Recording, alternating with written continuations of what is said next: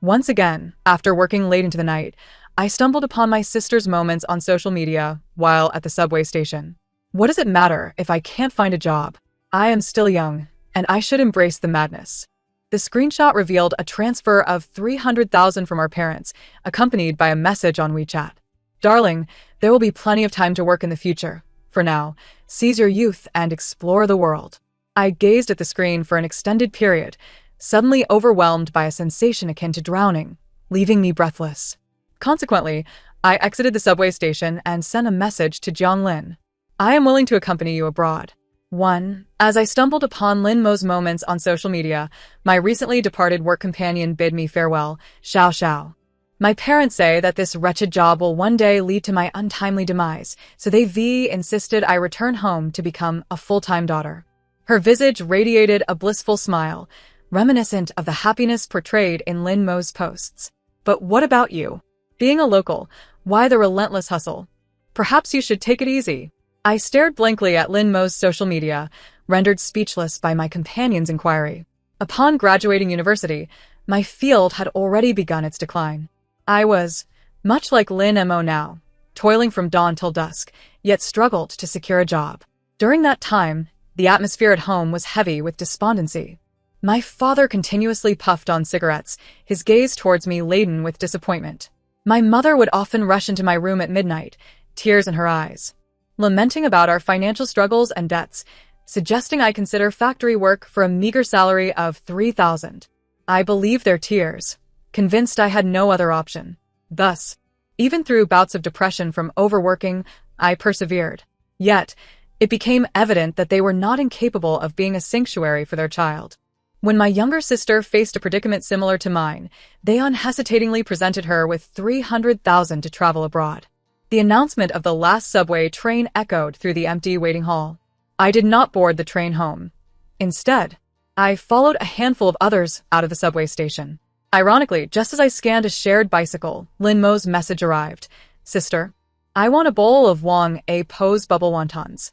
Could you bring one back for me? I inhaled deeply and, with a stoic expression, replied, You have more than enough money. Why must I, someone earning a pittance, purchase wontons for you? Lin Mo remained silent for an extended moment. I smirked derisively, though my eyes burned with unshed tears. Throughout my life, my parents had always told me that Lin Mo was my sibling, my closest ally in this world. They urged me to protect and cherish her. Yet, whenever Lin Mo faced hardship, I was invariably the one to suffer. Just as now, my mother's number appeared on my phone screen. Her opening line was always a deep sigh, followed by the insincerity of a mother attempting to maintain equilibrium. Xiao xiao. Have you quarreled with your sister? Your sister just locked herself in her room without finishing her fruit. How about you bring back 2 bowls of wontons when you return? I'll pay. I endured the mounting frustration until I could no longer contain it. Mom, do you truly believe this is merely about a bowl of wontons? Is it amusing to feign ignorance like this? Mere seconds of silence on the other end were abruptly shattered by my father's irate voice. Lin Xiao, is there something wrong with your mind? It's late at night, and all we're asking is for you to bring back a bowl of wontons. Yet you insist on complicating matters. Your mother mentioned how you always clamored for Wang A Po's wontons as a child. Your sister merely wished to surprise you. Exhausted, I leaned against a shared bicycle, tears finally streaming down my face, my voice choked with emotion. Yes, I wanted them as a child, but do you remember what happened after I insisted on having them? 2. Wang A Po's wonton stall has been operating beneath my apartment for decades. A large bowl containing 25 wontons used to cost 7 yuan. Every mealtime, the tantalizing aroma of wontons wafted through the air, filling our living room. I would cling to the railing, inhaling that delightful scent, swallowing hard in anticipation. Later, I tentatively asked my mother if I could have a bowl of wontons if I ranked first in my final exams. She smiled and agreed. However, when I proudly presented my perfect exam paper, my father abruptly lashed out at me with a belt, declaring that I was foolish for wanting to indulge while our family struggled financially. My insatiable appetite would surely lead me to a life of begging. I cried out for my mother, but she entered the room cradling my sister. After that day, I developed a profound aversion to wontons. Even when my family made them, I would feign a diet to avoid even a single wonton. Yet now, my parents insist that wontons are my favorite food. As I recounted my grievances through tears over the phone, I exclaimed, "It's Lin Mo who loves Jiang APS wontons." The moment she expresses a desire for them, you would rush out in the middle of the night to get them for her. What about me? You're concerned for Lin Mo, knowing she'll have to work for many years, and you lavishly send her on trips. What about my needs? I'm exhausted from work too. I rush home on the last subway train every day, and I long to resign for a break. But what do you say? You claim the family cannot support me, that I must strive to be independent. Lin Mo, Lin Mo, Lin Mo. She is your precious daughter. Shielded from any distress, am I meant to suffer in silence? I vented uncontrollably for a considerable time, only to realize that the other end of the line had fallen silent. After a prolonged pause, I slowly lowered my phone from my ear. The screen was pitch black. They had already hung up. My grievances dissipated into the evening breeze, scattering as effortlessly as my tears, which had gone unnoticed. I wiped my eyes, unlocked my phone, and hesitantly typed a message. My superior replied promptly, "Lin Xiao, you will not regret your decision today." That evening, I booked a room at the finest hotel in the city, paying for a month's rent up front. It was an extravagant expense, unlike any I had ever undertaken. However, this time, devoid of the usual anxiety and guilt associated with spending, I calmly signed the bill. As expected, my phone remained silent throughout the night. No one at home seemed to care about my absence. The following morning at 6, I returned home to pack my belongings. Upon opening the door, I was greeted by a disheveled living room. Familiar takeout containers cluttered the table, and the wonton soup had soured and turned murky overnight. I could vividly envision my parents descending to buy that bowl of wontons, their cheerful expressions as they carried it home to delight Lin Mo. I scoffed derisively, heading straight to my room to gather my things. As I dragged my suitcase out, Lin Mo stumbled out of her room, yawning. Instinctively, I hid my suitcase behind me, but she merely groaned sleepily and turned her gaze towards the living room. After a brief moment, her voice rose in indignation. "Sister, aren't you being a bit excessive? You didn't even make breakfast. Was it such a monumental task to bring back a bowl of wontons? Must you throw a tantrum over it?" I stood at the door, impassively observing her flushed face, remaining silent. Gradually, her gaze began to waver, and her fingers nervously fidgeted with her nightgown, a telltale sign of her guilt. There had been times when our parents favored her, and as the beneficiary, Lin Mo was not oblivious to it. Initially, when I displayed my sadness, she would anxiously use her saved pocket money to buy me gifts. However, as she grew accustomed to this favoritism, she began to believe that my role as her older sister inherently obliged me to yield to her whims. Just like now, she defiantly met my gaze. "The money Mom and Dad give me is barely equivalent to your annual salary. Why must you escalate this to such an extent? I'm your sister, and you're quibbling over something so trivial. Are you still even my sister?" As she spoke, her eyes brimmed with unshed tears. Leaning against the doorframe, I calmly regarded her. "Lin Mo, am I inherently obligated to cater to your every whim simply because I am your sister?" Lin Mo looked at me, on the verge of tears, yet I was too weary to say more, intending to continue dragging my suitcase out. At this moment, the door to the master bedroom swung open, and heavy footsteps resonated through the air. "What are you arguing about so early in the morning?" Lin Mo, as if finally finding a pillar of support, burst into tears. "Dad, sister is being too much. She was sarcastic last night, and now she won tea, let me be this morning. Is it just because you gave me travel funds? Why is she treating me like this?" Her sobs were genuine, as if she had suffered a great injustice. I furrowed my brows, about to speak, when suddenly a resounding slap struck my face. "Lin Xiao, are you done yet? I tolerated you last night. I asked you to bring a bowl of wontons, and you have so many complaints. The money I earn is mine to give as I please. Why do you need to react so strongly?" The force of the slap turned my head, the sting radiating across my face, leaving me momentarily dazed.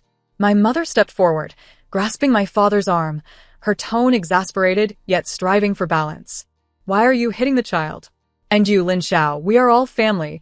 Why must you be so calculative?" Lin Mo's cries softened as she stood beside me, disdainfully pouting. "Exactly."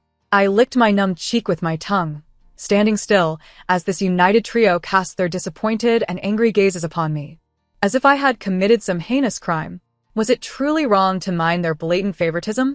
In a daze, I suddenly recalled that this scene had played out before. It was during a time when the living expenses they provided were unjust.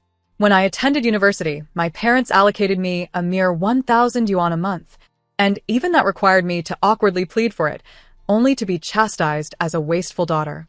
Eventually, I learned to be self-sufficient, taking on part-time work off-campus. Never again asking them for money. They seemed to take the hint, no longer inquiring if I needed living expenses. I had always believed it was due to financial constraints, until Lin Mo, during her university years, accidentally revealed that her monthly allowance was 3,000 yuan. That day, a monumental battle erupted at home. Lin Mo cried incessantly. And I too wept uncontrollably. Yet, I forgot that my sister's tears were precious. They would elicit my mother's affectionate embrace, granting her anything she desired. My tears, however, would only result in scorn and slaps, followed by my mother's red-eyed inquiries about when I would become sensible. My father, just as he did today, struck me and asked if I wanted to tear the family apart to be satisfied. Such words weighed heavily, and their disappointed gazes rendered me speechless. That incident was swallowed down amidst my tears, yet the wound remained wide open. This time, the 30,000 yuan pricked it, causing it to bleed profusely, leaving me in agony. When I regained my senses, the corridor was deserted. They had taken the sobbing Lin Mo away, leaving me standing alone. Comically absurd. I stiffly turned to glance back at the room I had inhabited for 28 years before closing the door behind me, never looking back again. More than half a month later, my account received 2 transfers. One was from Lin Mo, who sent me 5,000 yuan, and the other from my mother, who also sent 5,000 yuan. I stared blankly at the 2 messages, a nauseating feeling stirring in my heart and stomach. In the next instant, Lin Mo called. Her tone was cheerful, as if nothing had transpired. Sister, did you receive the money? I discussed it with Mom. We thought sending you some money would cheer you up. Now we both have money, so you can't stay mad at me anymore. And you, at your age, actually learned to run away from home. Dad has been furious these past few days. I coldly interrupted Lin Mo's incessant chatter. What do you actually want by calling me? I understood Lin Mo's nature. She would not ascend the sacred throne without a purpose. If she had no requests, she would never lower herself first. Sure enough, there was a brief pause on the other end before Lin Mo's voice emerged again, mumbling, Sister, could you help me organize the visa documents? You used to travel abroad for work, so you should know how. I lowered my head, operating my phone to return both transfers. I've sent the money back. Lin Mo, you need to handle your own affairs. Lin Mo probably did not anticipate my prompt and merciless refusal, and her voice escalated. Lin Xiao. I've already lowered myself. Must you be so stubborn? If you don't want help, I can spend a bit more money and still manage the visa. She angrily hung up the phone. I continued my work, indifferent to the exchange. However, I did not expect my mother to bring Lin Mo to my office. Lin Mo shot me a glance before coldly averting her gaze. My mother glanced at me helplessly and said, Xiao Xiao, when are you coming home? You've made a fuss for more than half a month. Isn't that enough? I remained silent. Lin Mo, with her usual sarcasm, retorted, TC. She must be having too much fun outside to care about home. My mother gently patted Lin Mo's hand. What are you blabbering about? Your sister is not like that. She turned to me, right, Xiao Xiao? I glanced at the dark circles under my mother's eyes and suddenly smiled. Mom. Has it been exhausting to wake up early every morning to make breakfast for the past half month? My mother's face flushed, awkwardly smiling. My father sometimes had to leave for work at 6 in the morning, so someone had to rise by 5 to prepare breakfast. Since the day I graduated from university, this task had fallen to me. They claimed that since I was working and considered independent, they would not charge me rent, and it was my duty to contribute in any way I could. Thus, I had been working late into the night, returning home at dawn, rising at 5 or 6 to cook breakfast. On weekends, I was also responsible for cleaning the house. I had lived this way for 5 years. Meanwhile, Lin Mo, after her graduation, also lived at home but could sleep in at any hour. Their visit to me now was merely because there was suddenly no one to do the chores at home. Lin Mo grew impatient, kicking the table leg. Mom, what are you talking to her for? She clearly wants to stir up trouble. If she is so capable, she should never come back home. My mother sighed, looking at me disapprovingly. Xiao Xiao, weren't you always the sensible one? We are all family. Must everything be counted so meticulously? Yes. Sometimes Dad and I may favor your sister a bit, but she is younger. Shouldn't the older one give way to the younger? Didn't you also say that as an elder sister, you would love your younger sister unconditionally? I turned to Lin Mo, who was fighting back tears, pouting and calling me sister. Whenever she had angered me, she would always use this act to soften my heart. I forgave her for switching rooms while I was away in high school. I forgave her for her subtle attempts to flaunt her allowance in front of me. I also forgave her for taking my hard work for granted time and time again. But every relationship has its limits. Even the deepest affection can be worn thin by a series of despicable acts. Just like now, as I looked at Lin Mo, I no longer felt the pride and comfort of an elder sister, but rather the cold detachment one reserves for a stranger. The day before my departure abroad, Mr. Zhang asked if I wanted to take a day off to return home and spend quality time with my parents. After considering it, I intended to decline. But he spoke first. You are to accompany me to Southeast Asia for no less than 5 years. During this period, your return will be exceedingly difficult. It would be wise to visit home and avoid future regrets. I lingered beneath the company's building for a considerable time before ultimately deciding to return to my hotel. As I stepped into the lobby, a figure suddenly charged towards me. Before I could comprehend the situation, a flurry of slaps landed upon my head and face. Lin Xiao, do you have no shame? If it weren't for my colleague claiming to see you at the hotel, I would have remained oblivious to your sordid escapades. I wondered why you suddenly seemed so obsessed with money. It appears you are so financially desperate that you have resorted to selling yourself. I screamed, clawing at the hands that were viciously tugging at my hair. What are you saying? I haven't done anything. Yet those hands clutched my hair like iron pincers. As my father's furious slaps rained down upon me without pause, my mother and Lin Mo stood nearby, wearing masks. When our eyes met, both averted their gazes in unison, as if they had encountered something unspeakably vile. The surrounding crowd had gathered, and I heard someone murmur, "What is happening? Is someone caught in the act?" No. It seems this woman has been engaging in unsavory conduct and has been caught by her father. A chill coursed through me, and suddenly a surge of strength erupted within. I forcefully drove my knee into my father's abdomen. He recoiled in pain but was ready to seize me again, his eyes ablaze with fury. I stumbled behind the security personnel, brandishing my phone and declaring loudly, "Don't come any closer. I will call the police." My father, fists clenched like large pots, bellowed, "You dare call the police? After your disgraceful actions, you still have the audacity to report me? Do you have any idea how much ridicule I have faced at work because of you? They laugh at me for not raising my daughter properly. For raising one who cavorts with men." My masked mother approached, letting out a sigh. "Xiao Xiao, how can you do this to your sister?" I trembled uncontrollably, hastily dialing the police, my voice loud and clear. "Hello, I need to report a crime. Yes, someone is spreading false rumors about my engaging in prostitution." After hanging up, I attempted to straighten my disheveled clothes and hair. Despite the stinging pain on my face and the tears streaming uncontrollably, I stood tall, casting my gaze over every onlooker, ultimately resting it on my so-called family. I do not know who is spreading these rumors about me, but I swear I have never engaged in any vile conduct. The crowd whispered among themselves. "She's calling police. How bold. There must be a misunderstanding." Indeed, and such matters would be easily clarified through surveillance. My father exploded with rage. "You dare to argue? My colleagues have seen you embracing men at the hotel in the dead of night." The last shred of hope shattered, and the icy grip of despair overwhelmed my fear and pain. I shot my head up, summoning every ounce of strength to shout back at him. "If you trust your colleagues so much, would you follow their command to eat excrement?" I took a staggering step forward, locking my gaze onto his face, my voice trembling with unrestrained fury. "If they told you to die, would you do that too?" A profound silence ensued.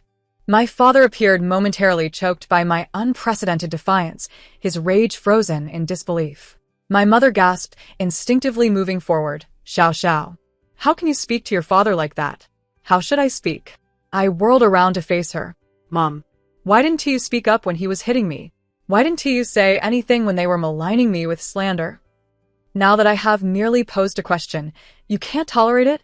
At that moment, the police arrived. What is going on? Who called the police? I raised my hand. Officer, I am being publicly assaulted by my father and subjected to slander and humiliation. I demand legal action. My father, finally regaining his senses, attempted to downplay the situation. It's a family matter. After the police officer heard the entire account, we were taken to review the hotel surveillance. The footage revealed me leaving early each morning and returning late at night, always alone. The claim made by my father's colleague of me embracing a man was utterly unfounded. The surveillance room was filled only with the mechanical hum of the equipment. My father stood stiffly beside me, silent. Meanwhile, my mother and Lin Mo finally removed their masks. Lin Mo, with passionate indignation, exclaimed, "Sister, I always knew you wouldn't do such a thing. We need to take action against that colleague of Dad's." Her fervor seemed to transform her into a steadfast ally, a stark contrast to her earlier indifference. My mother approached me, her demeanor a mix of anxiety and appeasement, tugging at my sleeve. "Xiao. Don't hold it against your father. He's been misled." I withdrew my arm impassively, turning to the police. The person who defamed me should be detained, correct? And my father publicly assaulting me should also be subject to legal consequences, should it not? After viewing the surveillance, my father finally broke his silence. "Lin Xiao, I am your father.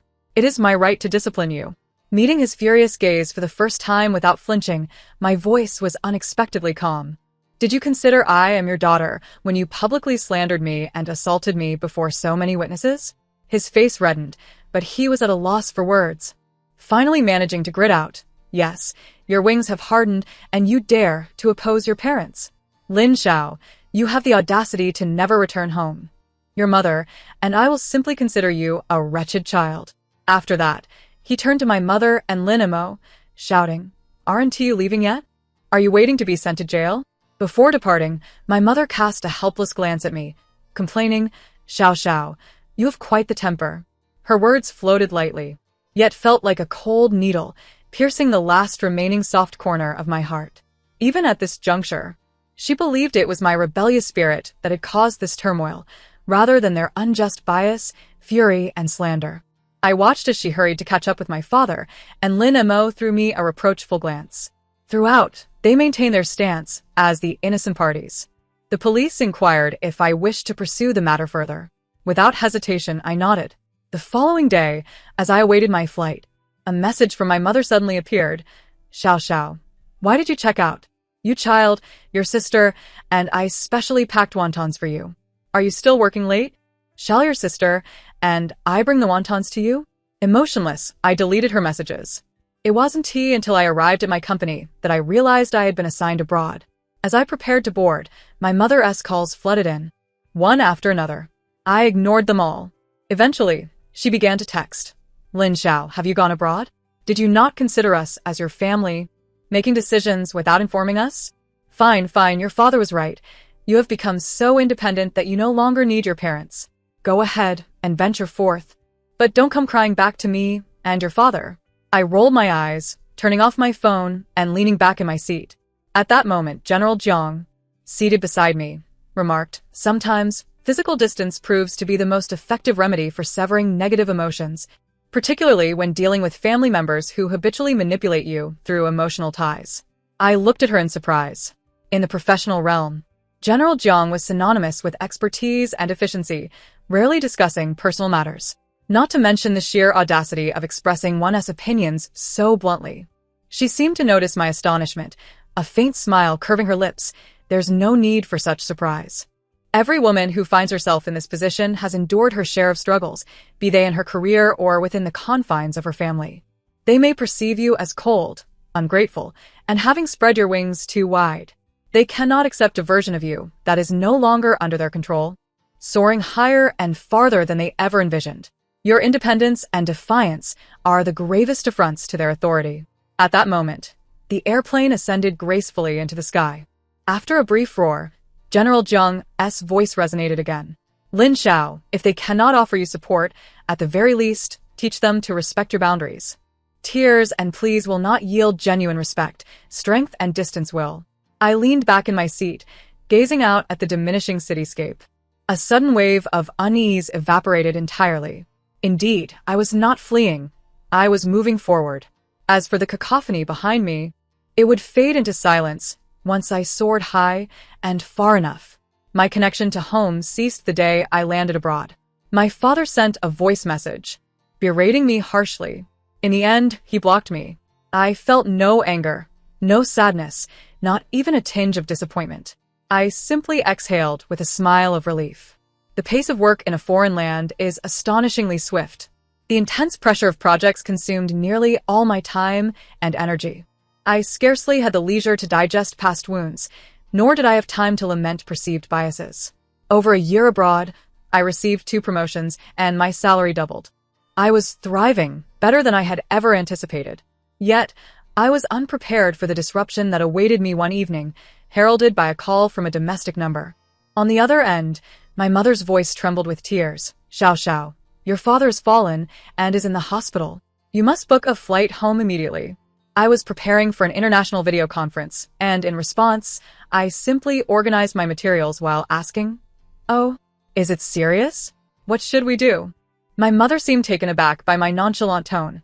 After a brief pause, her voice shot up. "Lin Xiao, what should we do? You ask me what to do? I am your mother. He is your father. He lies in the hospital, possibly on the brink of death. How can you speak to me like this?" Her shrill shout pierced through the receiver. Taking a deep breath, I set my materials aside and walked towards the break room. Distant waters cannot quench nearby fires. What purpose does it serve for you to vent your anger on me now? And what significance does your crying and shouting hold? If tears were effective, I could gather all my colleagues to weep alongside you. Lin Mo seized the phone, her voice hitching. "Sister, please come back quickly. Dad's condition is really bad. It seems he has lost a lot of blood." I glanced at my watch and calmly replied, "All right, I need to attend a meeting now. Please update me via WeChat with any results." In the final second before hanging up, my mother's anguished curses echoed in my ear. I scoffed at the irony. When I had cried about my overwhelming stress, expressing that I felt depressed, they had merely dismissed me, suggesting that if tears could help, they could assemble a truckload of people to cry with me. They urged me to be sensible, to refrain from sulking and seeking pity, to maintain a facade of dignity without tears. But now, the tables had turned. They wept and shouted, their dignity shattered. That night, after a long absence of communication, Lin Mo sent me a message. "Sister, Dad is fine. He just has a slight concussion and will be discharged after a couple of days of observation." I glanced at the message, but chose not to respond. Minutes later, another message popped up. "Sister, you've changed so much. Sister, will you come back? Actually, we all miss you." I looked at the last line and couldn't suppress a sardonic smile. Miss me? They must be yearning for the obedient, diligent Lin Xiao, who craved their affection. I picked up my phone, hovered my finger over the conversation for a few seconds, and ultimately chose to delete it. After that day, Lin Mo perceptibly ceased to message me. It wasn't until after the new year when I briefly returned home for work duties that she waited for me downstairs at my company. Upon seeing me, she smiled shyly, her eyes pleading, "Sister, can we talk for a moment?" I silently regarded the sister I had not seen for 3 years. She had matured, yet her face bore the unmistakable signs of fatigue and weariness. She awkwardly touched her face. "Have I changed a lot? I've been working overtime nonstop. It's driving me nearly mad." As she spoke, her eyes glistened with tears. "Sister, were you this exhausted back then? You work harder than I did. You come home after I've already gone to bed. And yet, you still have to return home to do chores and care for me." I had no intention of delving into the distant, murky past with her, so I interjected, "So, what is it that you want from me?" She lowered her gaze and withdrew a card from her bag, extending it towards me. "This card currently holds 130,000. But rest assured, I'm earning now. And I will deposit money into this account each month. Sister, I'm sorry, I know our parents favor me, but I've chosen to turn a blind eye." I glanced at the bank card without accepting it. "Has something happened at home?" Lin Mo smiled, yet tears streamed down her cheeks. "Sister, must it always be that something has gone awry at home for me to seek you out? Have you forgotten? I am your invincible little superhero." I was momentarily taken aback, watching as she pressed the card into my hand and dashed away. Your invincible little superhero. That phrase was often uttered by Lin Mo during her rebellious teenage years. She would puff up her cheeks, declaring our parents' unfairness, and then argue on my behalf. Even then, with tears welling in my eyes, I felt nothing but joy for this sister standing before me. I believed the greatest gift in our family was my sister. We were siblings. We were each other's support. We would uplift one another. But as time passed, Lin Mo grew up. She forgot her own words. The little superhero in my heart had long since faded from my memory. While our parents' favoritism was undoubtedly the root cause, it was Lin Mo's choice to bury her head in the sand and play the victim that truly wounded me. I had no idea why she suddenly turned around to apologize. Yet, I knew I could never forgive the sister I once cherished most. I mailed the card back home. The day Lin Mo received the package happened to be the same day I was returning. Her lengthy voice message was filled with sobs. Then she asked, "Sister, you want to come back, will you? You don't want us anymore, do you?" On the day my overseas assignment concluded, General Jiang presented me with a transfer letter. I stared at the letter, momentarily lost in thought. She teased me, "What's wrong? Ready to give up?" I joyfully pressed the transfer letter to my heart. This was the employment notification from the company headquarters, the most significant achievement I had garnered through years of hard work. General Jiang stood up, approached me, and adjusted my shirt collar. Xiao, your journey is still long ahead. Embrace the splendid life that awaits you. It will be extraordinary. I nodded enthusiastically, and after a moment of confusion, I asked General Jiang, "Why did you choose me among so many competitors?" "Mr." Jiang pondered for a few moments before breaking into a smile. "Well, perhaps it's because I've never encountered a young lady who weeps while laboring away, enduring for 5 long years." My cheeks flushed instantly. Under pressure, I often succumbed to tears, frequently finding myself in the dead of night, revising my PowerPoint presentations while wiping my eyes. Once Mr. Jiang had his fill of laughter, he solemnly patted my shoulder. "Lin Xiao, you are inherently exceptional. Do not squander your own potential. Do not squander yourself." Later, when I returned to my homeland to apply for a work visa to the United States, Lin Mo echoed this sentiment. She was still weeping uncontrollably, yet her eyes shone brightly. "Sister, you must take flight. I will keep an eye on our parents. Remember to treat yourself kindly in the future. Never forsake yourself for the sake of others." For the first time, I was curious as to how she was so well informed about my whereabouts. She let out a hearty laugh, momentarily resembling the mischievous younger sister from years past. "I have an excellent rapport with the human resources department at your company. You know me. When I wish to cultivate a relationship with someone, It is as easy as pie. I fell silent for a while, allowing a smile to escape my lips. As I brushed past her, I hesitated for a few seconds and said to Lin Mo, who was desperately suppressing her tears, "Take care of yourself." As the words left my lips, I felt a gentle tug on my sleeve. But soon, that slight pressure released. I did not pause or acknowledge her sobs. I simply continued onward. The sun outside shone brilliantly, causing me to squint slightly. Yet, I knew that the world awaiting me beyond was boundlessly expansive. This was indeed wonderful. The end of the text. Thank you for listening, and we shall meet again in the next story.